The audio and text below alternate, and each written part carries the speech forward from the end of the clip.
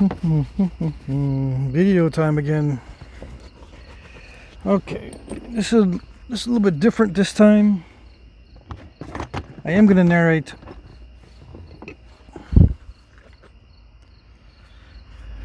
But it's not going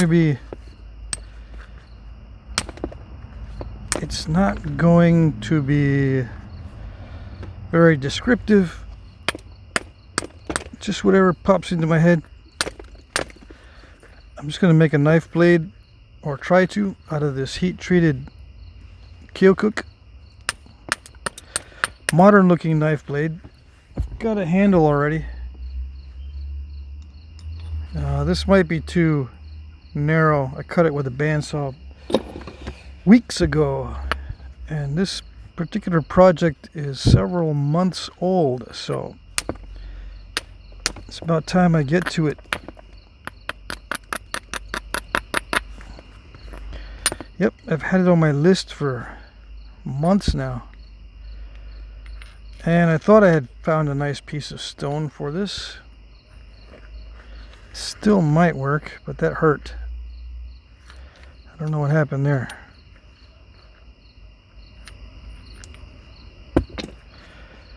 Still might work. Okay.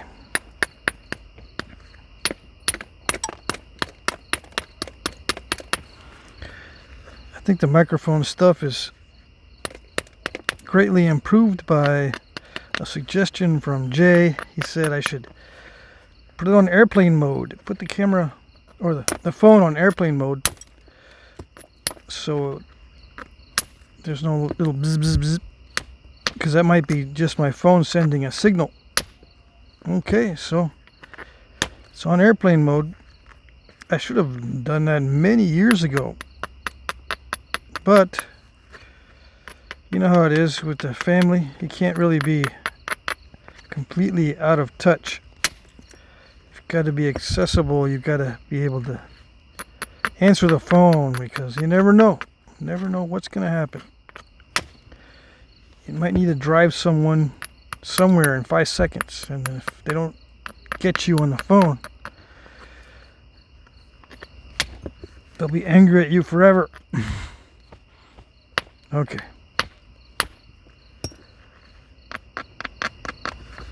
Let's see.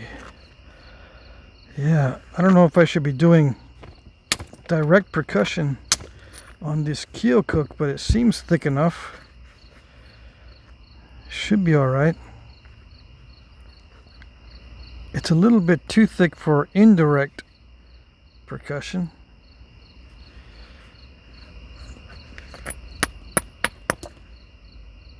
Yeah, a little bit too thick for indirect percussion.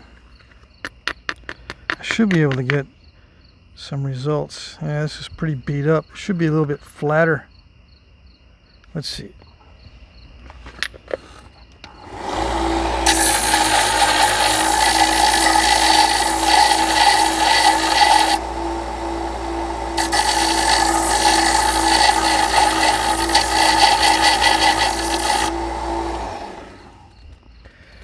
Yep, I should do that before the video starts.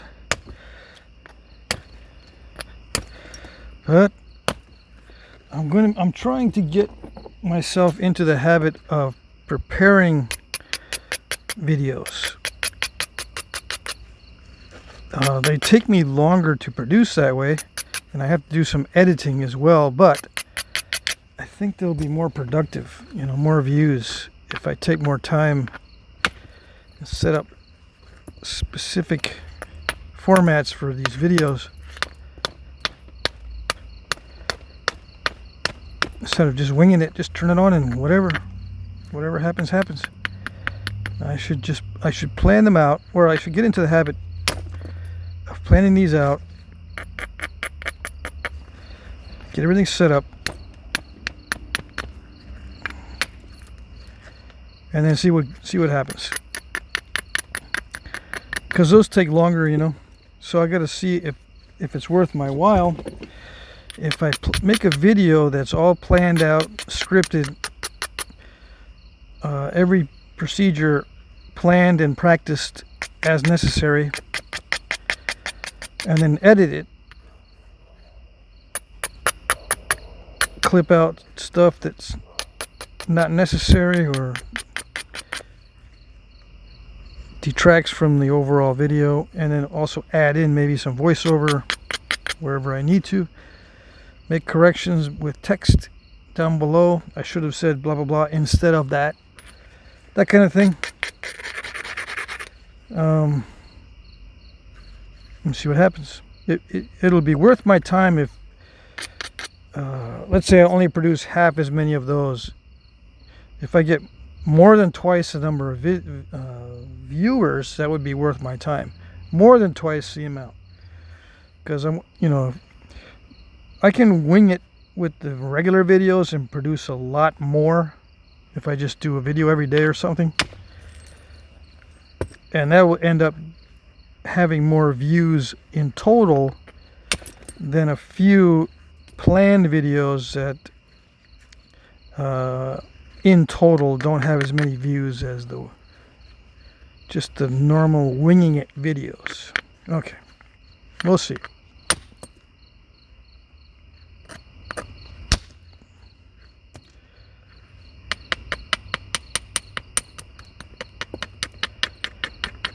So I went to some trails today.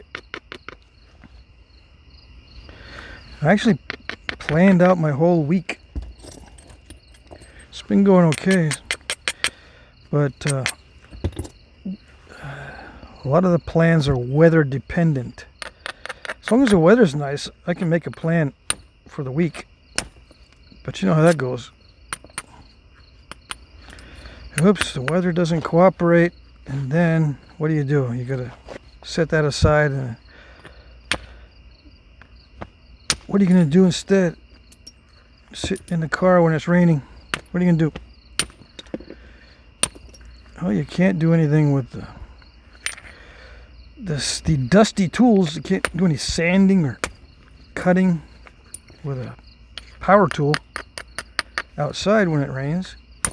I don't have an indoor shop right now, except that you're looking at it right now. I'm not going to do sanding and cutting inside the van. I've done it before, but I'm not going to continue. There's no way. Anyway, so you're sitting there, what are you going to do? I don't know. So I got a plan now. If there's a contingency needed, I have got my list of contingencies that I can do no matter what. As long as I don't nap more than twice in 1 week, more than 2 days in 1 week. If I start napping more than 2 days a week, my joints start feeling it. And I think I'm developing tennis elbow or something in my left arm. My right arm seems to recover okay, but my left one is suffering whenever I do a lot of napping. And it's because it's pretty rigid, right? I think it's because of this lack of movement, just the same every time. Oops. Yeah, this particular piece of Keokuk, I don't know. Anyway, we'll see what happens. I got everything planned out, so we'll see what happens. I spent days rearranging, experimenting with different schedules, trying to get everything in. Oops, I forgot this. Oops, I don't want to do that. Oops, I really don't have a source for that. Oops, I got to catch up with this one. Rearranging everything. Just when I think I have the schedule down, I got to rearrange it because I forgot something.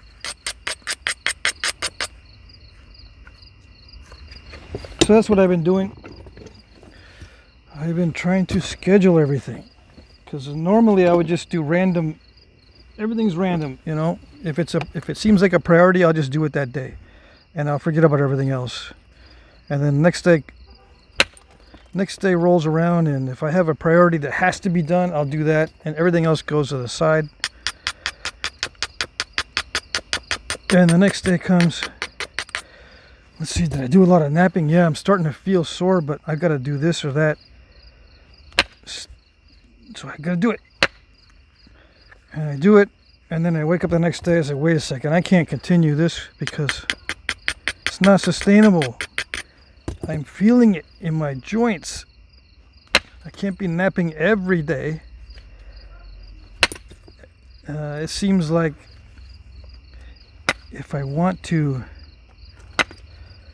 help people out by making stuff to order, I end up napping every single day, all day long, and I can't be doing that. Everything else gets put on the back burner. Of course, the auction items are first, so I gotta nap those, and then I try to do other things and nap those, and I'm napping every day, all day, and that's not gonna work. So no more side orders. I'm only gonna nap 1 or 2 days a week, and then I gotta figure out what else I'm gonna do. What else can I make that's not napping related? Oh, there's a bunch of stuff. The trick is not getting overwhelmed by all the options. Lots of options.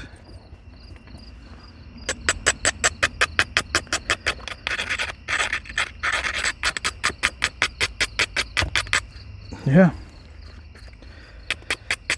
Lots of stuff I could be making.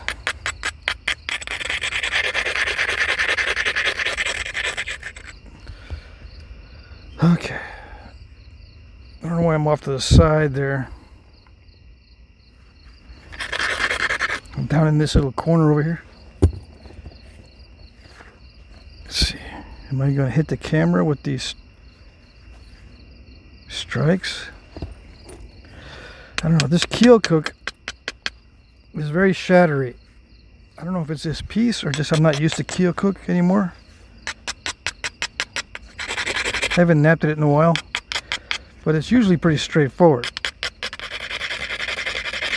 It's usually pretty cooperative.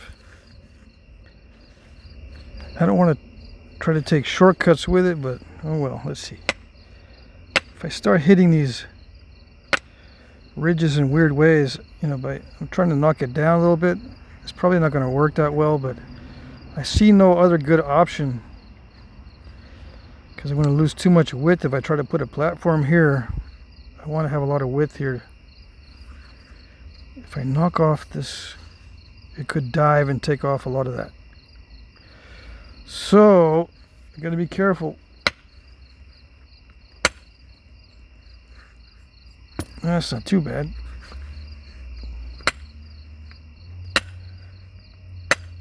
So yeah, I went on a trail. I'm going to upload that trail video. I don't know if I'll do it upload it before this one or not. It takes up to 9 hours to upload a 30-minute video out here. So yeah, I could be doing 8 videos a day, but they won't all upload, and I can't store them all on my phone. And I don't have my computer with me. I messed it up, probably on purpose, a while ago. And I forgot to bring it to Vermont, probably on purpose too. Since if I have a computer, I never get anything done because I'm surfing the internet looking for stuff, looking for information, looking for materials, looking for rocks.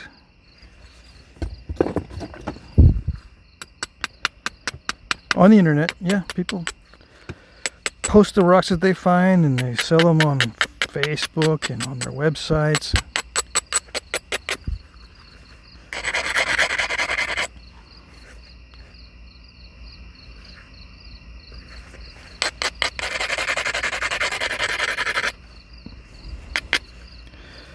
And I surf the net looking for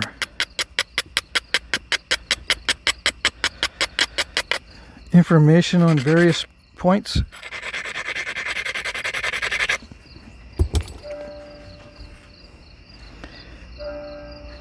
Any latest discoveries, any latest news on the archaeology side.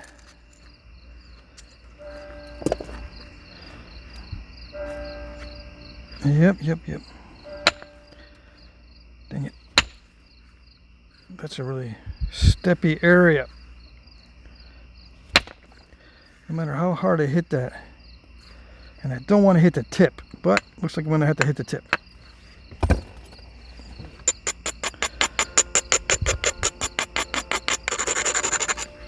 Anyway, don't use a computer because it gets me distracted. The phone, it's much more difficult to do the research on the phone. So it's a good thing.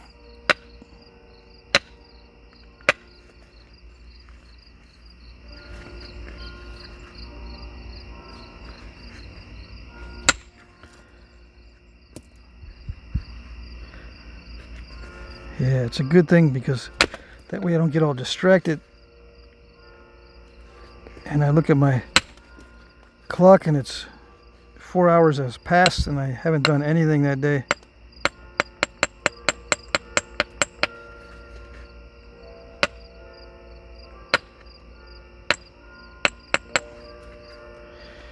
Yep. Alright, so it doesn't look like anything yet. I'm just trying to get this thin down.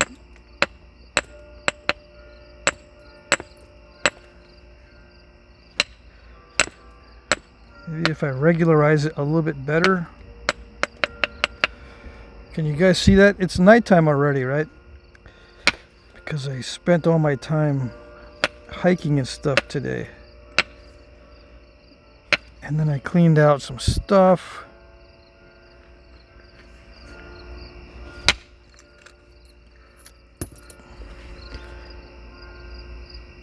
And looked for some flakes and all that kind of good stuff for other projects. Flakes and spalls. I got flakes and spalls in various bins and boxes and stuff. Nothing very large. I think I'm going to get the large pieces in here hopefully next week. That's what the tracking says. I should get some stuff by Tuesday, but that's after this coming auction. So I won't have large pieces of stone to produce blades with for this upcoming auction, but the next one after that, I probably do, depending on the quality of the shipment.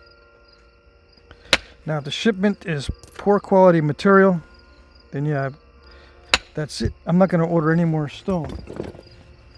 I'll just use up what I got, and everything that I've got is 4 inches and smaller. More like 3 inches length. This one is one of the largest pieces that I had, and it was stashed away. Let's see.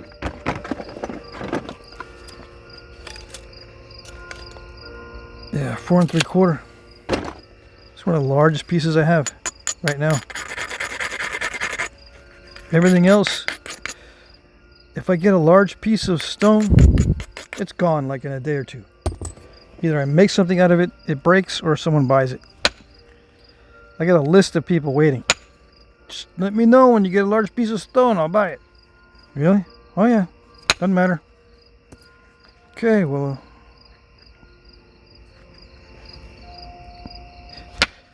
Alright. I'll let you know because I'm looking for large pieces of stone too. Everyone's looking for large pieces of stone. Everybody. They're getting harder and harder and harder to find in good quality.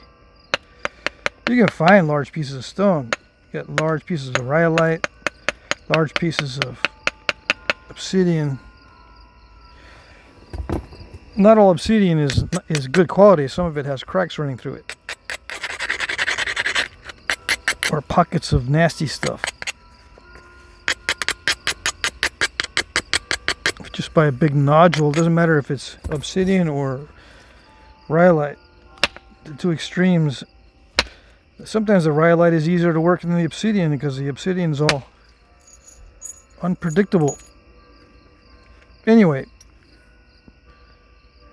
it's not just the large pieces that are necessary, it's the good quality large pieces. Everyone is trying to get. Gosh, this is crushing every time.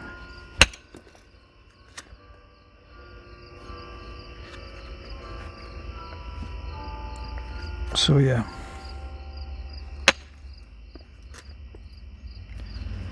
But no more side projects, no more side orders, nothing. I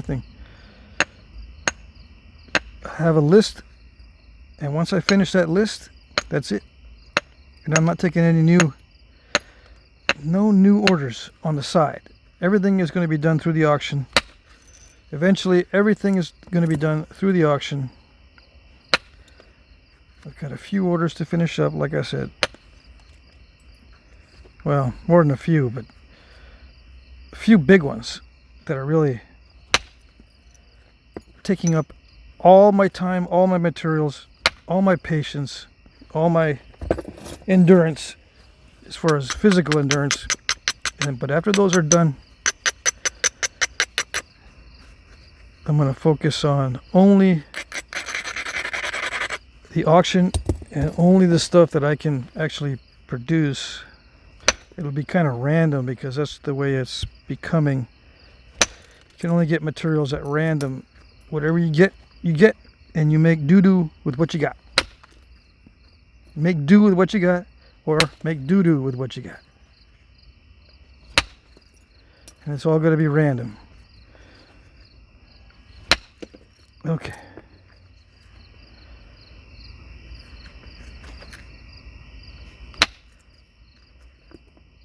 Did they used to be this way back in the day when they were making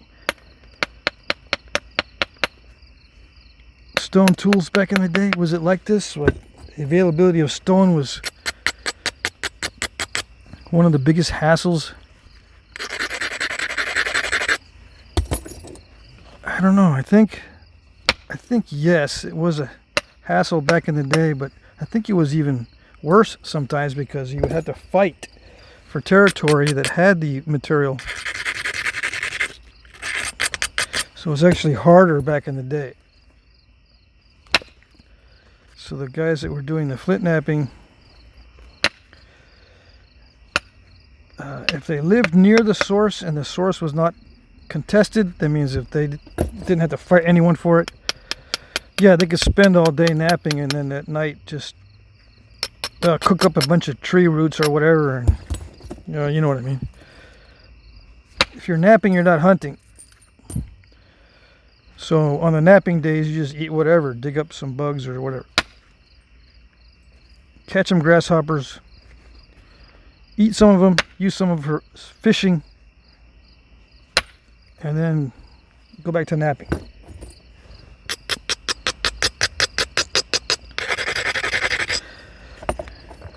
I think I'm going to do some fishing here. I looked at some fishing spots today. Golly. And I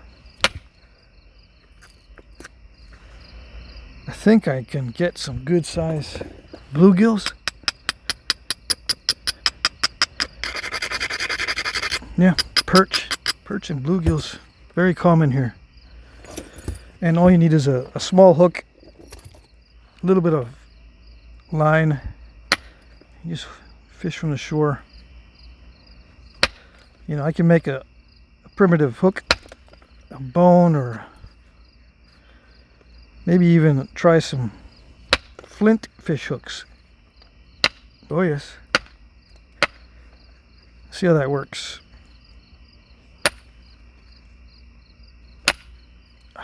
And then archery, to get fish with a bow and arrow, you gotta be able to see them.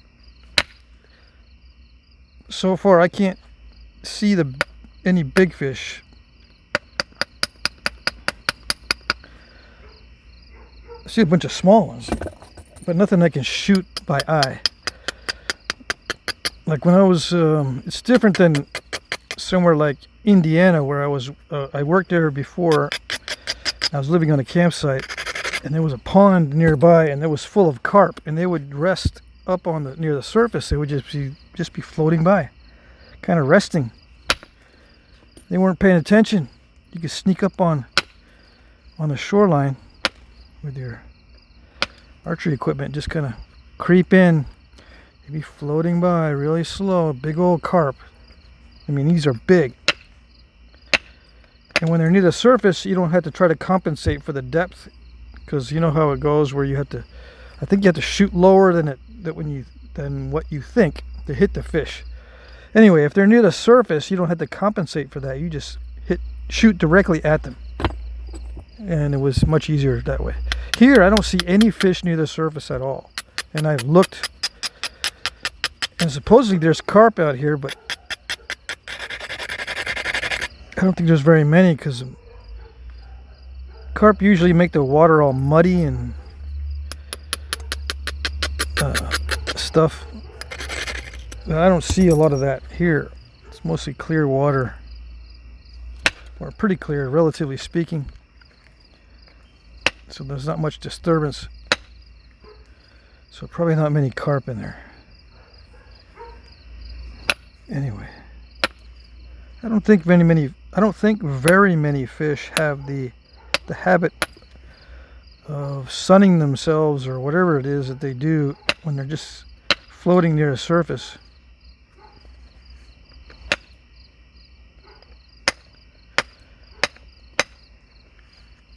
We'll see. I'll probably just use the hook and line stuff. I know it's not projectile point napping related, unless I'm using a stone fish hook. Might be interesting.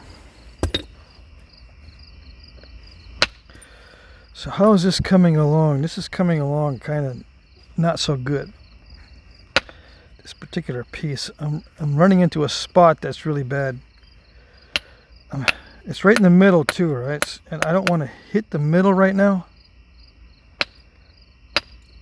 I want to keep it a little bit thick, but it's a little bit too thick.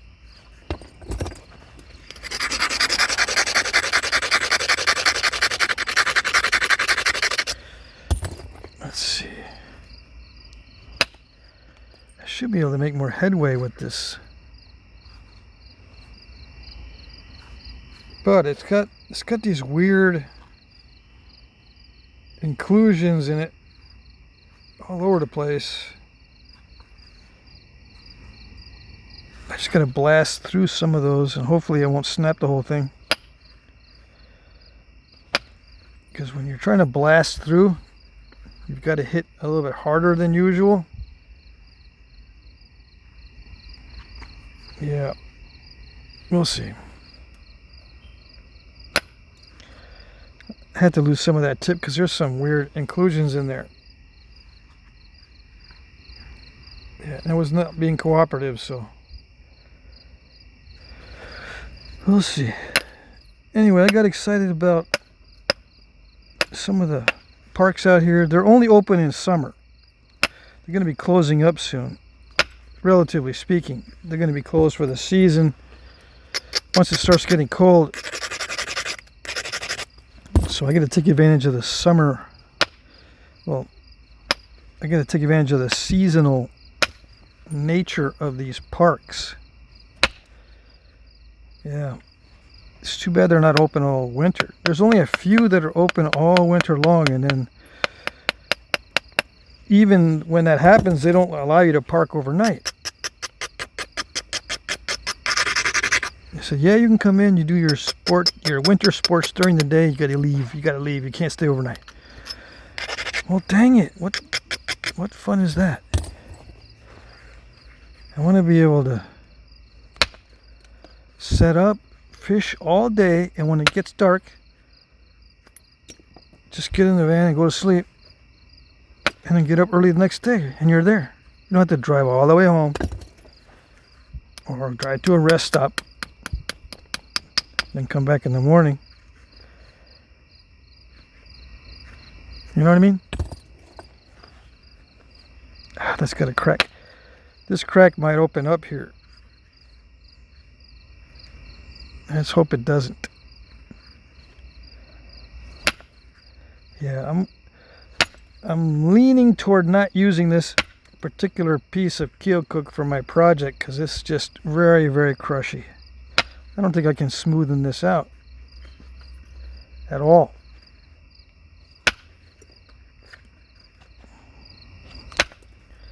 Is it because I'm using steel? Well, that's part of it, yeah, but another part of it is it's just not being cooperative at all.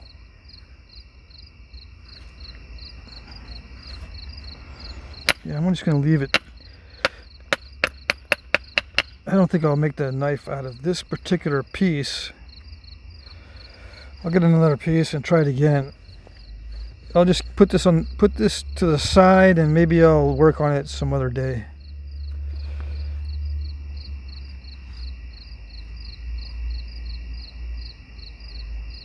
Yeah, it's already got some issues in it, like I'm afraid it's gonna break along some of these seams, like right here. There, it looks like something weird happened. I don't know if I'll be able to thin this area down here. It's very crushy and inclusion-y. There's something right there. This little seam here, I don't know if that's got issues in it. Anyway, all right, that's good enough for this one. I'll get another piece and see if I can make it work. Okay.